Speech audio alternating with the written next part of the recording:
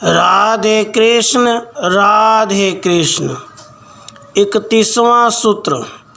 जिस प्रकार वृक्ष की समष्टि सहित वन का और वन की व्यष्टि सहित वृक्ष का कुछ भेद नहीं रहा है, और जैसे जल की समष्टि सहित जलाशय का और जलाशय की व्यष्टि सहित जल का कोई भेद नहीं है, इसी प्रकार अज्ञान समष्टि सहित अज्ञान व्यष्टि का भी कोई भेद नहीं है। 32वां सूत्र।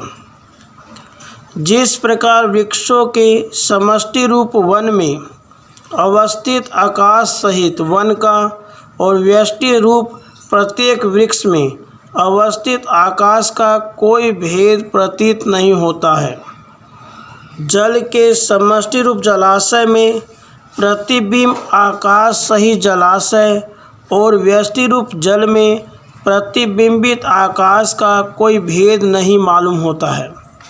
इसी प्रकार समष्टि रूप अज्ञान उपाधि विशिष्ट चैतन्य स्वरूप ईश्वर का और व्यष्टि रूप अज्ञान से उपहित चैतन्य स्वरूप पर्याज्ञ का कोई भेद नहीं है।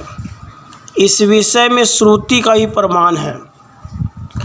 यही संपूर्ण का ईश्वर, यही सर्वज्ञ, यही अंतर्यामी, यही संपूर्ण का कारण, यही जगत की उत्पत्ति और प्रलय का हेतु है। 33वां सूत्र।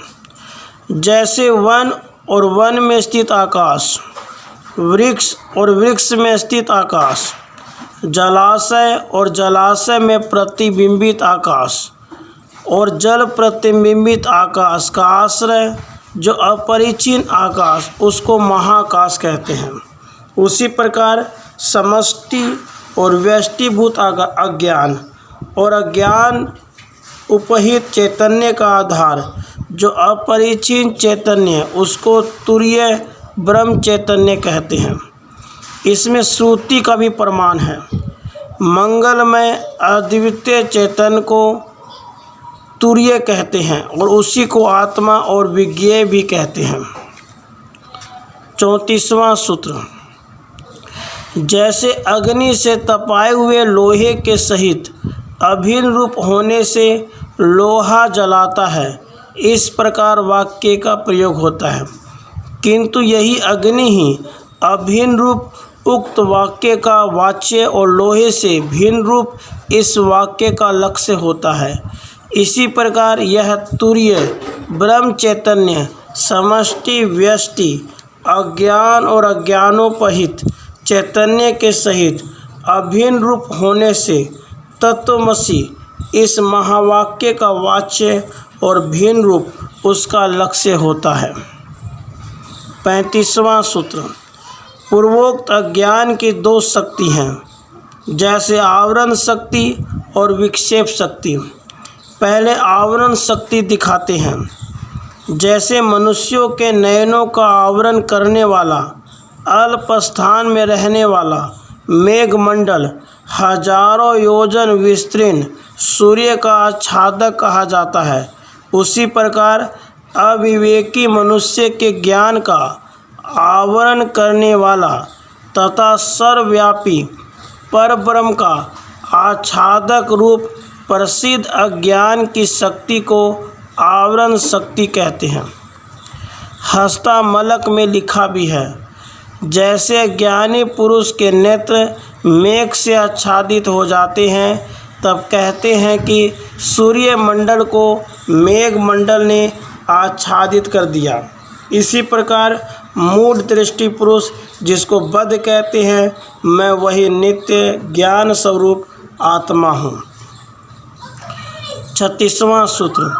जैसे भ्रमवश से रज्जु में रज्जु का ज्ञान नहीं होता है, सर्प ज्ञान उत्पन्न हो जाता है, इसी प्रकार अज्ञान की आवरण शक्ति द्वारा आच्छादित आत्मा के स्वरूप का ज्ञान नहीं होता है।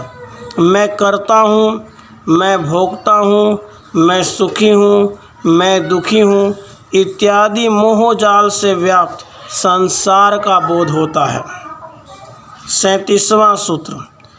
अविक्षेप शक्ति को दिखाते हैं। जैसे रज्जु विषयक अज्ञान अपनी शक्ति द्वारा रज्जु से सर्प का स्वरूप प्रदर्शन करता है, इसी प्रकार यह शक्ति अज्ञानावृत आत्मा में आकाश आदि पंचभूत का भ्रम प्रदर्शन करता है।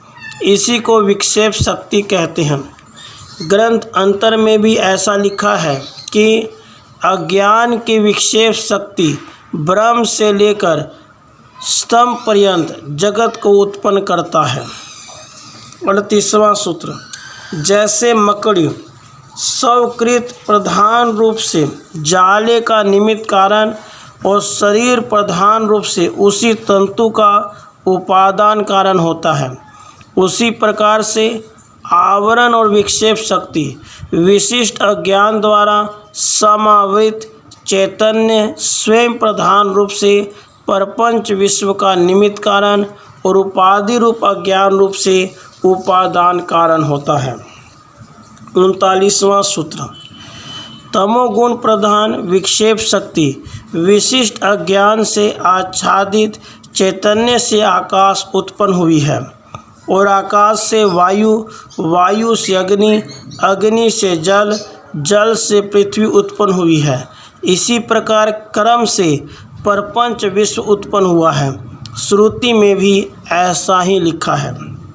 40वां सूत्र, उन उत्पन्न आकाश आदि में जड़ता का आधिक्य होने से उनका कारण तमोगुण प्रधान मालूम होता है। उन आकाश आदि की उत्पत्ति के बाद उनके कारण गुणों के तारतम्य के अनुसार सत्वगुण, रजोगुण, तमोगुण इनकी उत्पत्ति होती है एवं पूर्वोक्त अवस्था को प्राप्त हुई आकाश आदि सूक्ष्मभूत, महाभूत, पंच तन्मात्रा और अपंचीकृत कहे जाते हैं। इन्हीं सूक्ष्म भूतों से सूक्ष्म शरीर और स्थूल शरीर उत्पन्न होते हैं। राधे कृष्ण, राधे।